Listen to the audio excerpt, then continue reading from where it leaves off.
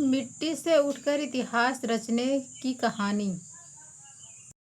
यह कहानी भीमराव रामजी अंबेडकर की है। एक छोटे से गांव में एक छोटा सा बच्चा जन्मा, जिसके घर में पैसे तो नहीं थे, लेकिन उसके सपने बहुत बड़े थे। उस बच्चे का नाम था भीमराव। उसका बचपन आसान नहीं था।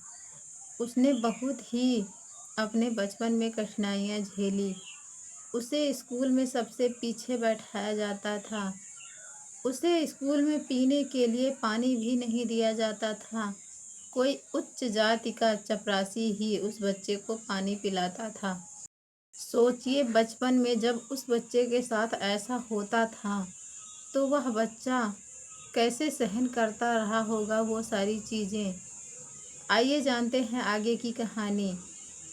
फिर भीमराव ने यह सब झेलते हुए अपना बचपन काटा और उसने बचपन में ही अपने मन में ठान लिया था कि अगर मैं बड़ा हुआ और पढ़ा लिखा तो मैं इतना पढ़ाई करूँगा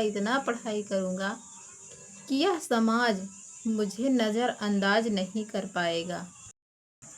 समाज में गरीबी थी, भेदभाव था, लेकिन उन्होंने हार नहीं मानी। उन्होंने दिन रात पढ़ाई की और उनकी मेहनत रंग लाई। एक दिन उन्हें विदेश जाकर पढ़ने का मौका मिला। उन्होंने विदेश जाकर कोलंबिया यूनिवर्सिटी और लखनऊ जैसी यूनिवर्सिटी में पढ़ाई की। उन्होंने भारत आकर अपने देश में छुआछूत के खिलाफ आवाज़ उठाई और संघर्ष करने लगे। सबको बराबरी का हक मिले, समानता आए समाज में, इस पर उन्होंने एक लड़ाई लड़ी। जब देश आज़ाद हुआ तब उनको संविधान लिखने का मौका मिला।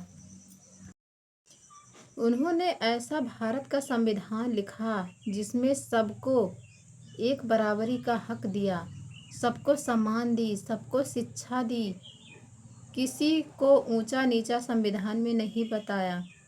आगे चलकर वही बच्चा डॉक्टर भीमराव अंबेडकर संविधान निर्माता के रूप में जाना जाता है।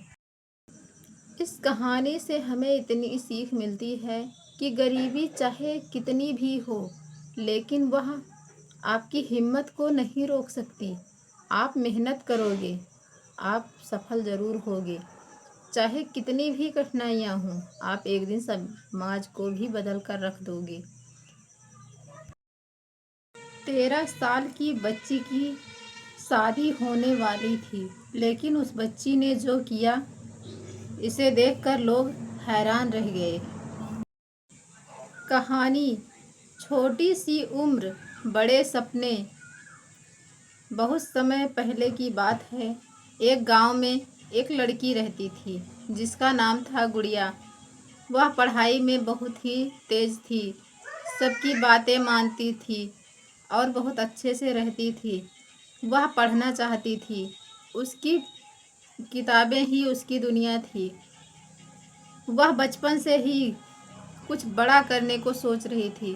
वह चाहती थी कि मैं पढ़ लिख कर टीचर बनूंगी। लेकिन यह दिन ये सब बदल गया। गुड़िया के माता पिता ने गुड़िया की शादी तय कर दी। जब यह बात गुड़िया को पता चली तो गुड़िया रोने लगी।